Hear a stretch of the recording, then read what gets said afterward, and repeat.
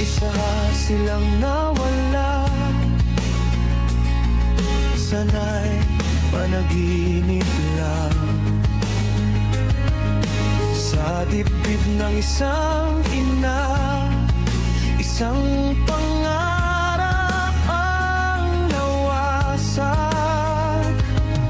Anak na